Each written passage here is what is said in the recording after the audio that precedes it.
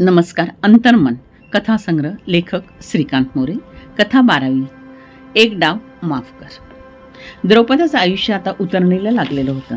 महादेव, सुनबाई अलका आणि त्यांची 2 लहान मुलं. 4 एकराचा जिरायत तुकडा, त्यावर काही भागायचं नाही म्हणून जिथं काम मिळेल तिथं खुरपणीला जायचं. महादेवला मात्र आपल्या बायकोनं खुरपणीला गेलेलं आवडायचं नाही. द्रौपदा म्हणायची, म्या हाय नव, अरे तुझा बा होता तेव्हा बैल जोडी होती, गाय होती, त्यावर सारा संसार गाडा चालायचा.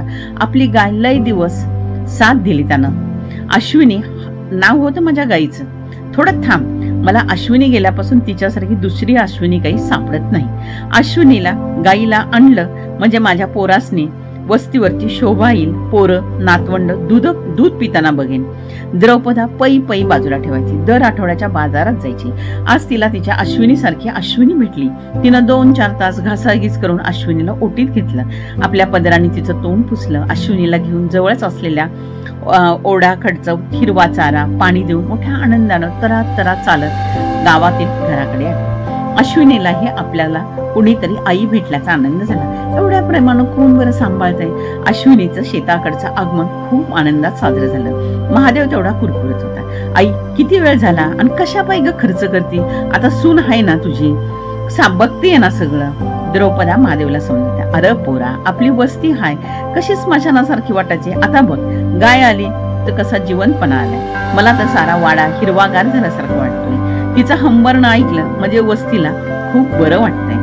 बघता बघता अश्विनीनं द्रौपदा, महादेवची मुलं, सुनबाई साऱ्यांनाच लावलेला. साऱ्या वस्तीवर अश्विनी बरोबर कसा वेळ जायचा ते कळायचं नाही. महादेव मात्र अश्विनीला चाऱ्यासाठी होणारा खर्च, डॉक्टरांकडे कधी न्यावा लागला तर होणारा त्रास यामुळं सारखा बोलायचा, खटके उडायचे. काही दिवसातच महादेव आईच्या मागे लागतो. आपण वस्ती विकून शहरात जाऊया, आग्रह धरतो. आई द्रौपदा त्याला म्हणते, तू जा, शहरात जा, बघ काय नोकरी मिळते का ते. म्या, सुनबाई, पोरं इथंच वस्तीला टेकतो.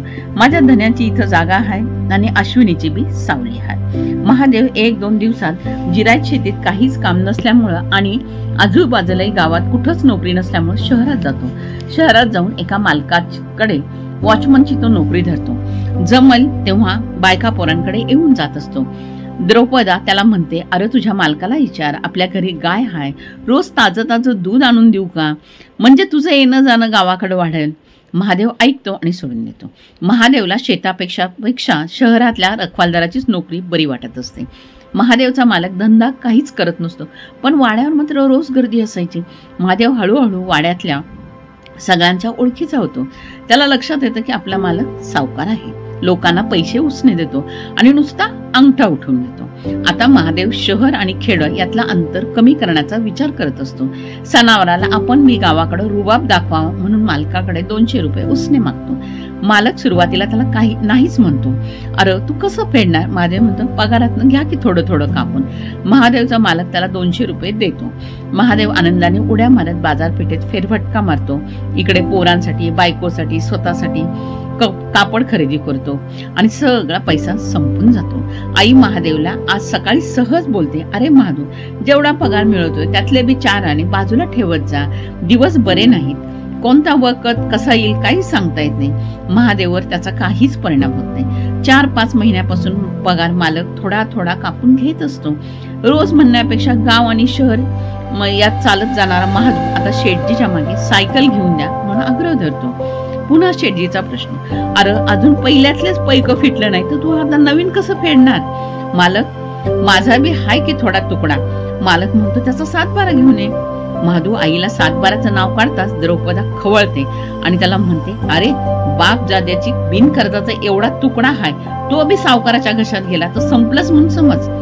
महादेव शहरात जाऊन आणि मालकाकडे नोकरी करून त्याला आपण लई शहाणे झाल्यासारखे वाटत असते.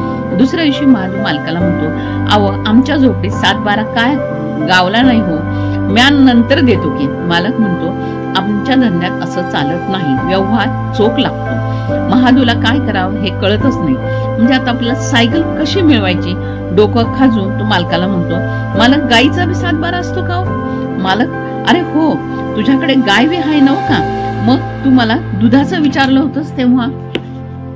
इकडे अश्विनीचं, गाईचं, द्रौपदीबाईंचं त्यांच्या नातवाचं अतूट नातं जमलेलं असतं. महादू मात्र सावकाराला बिनभोभाट गाय लिहून देतो. मालक त्याला म्हणतो, महादू, आजपासून गाय माझी बरं का, रोज तू उद्यापासून दूध आणून द्यायचं. महादू पार आकाशात उडायला लागत. गावच्या पुढाऱ्यागत सायकलवर टांग मारून वस्तीला जातो.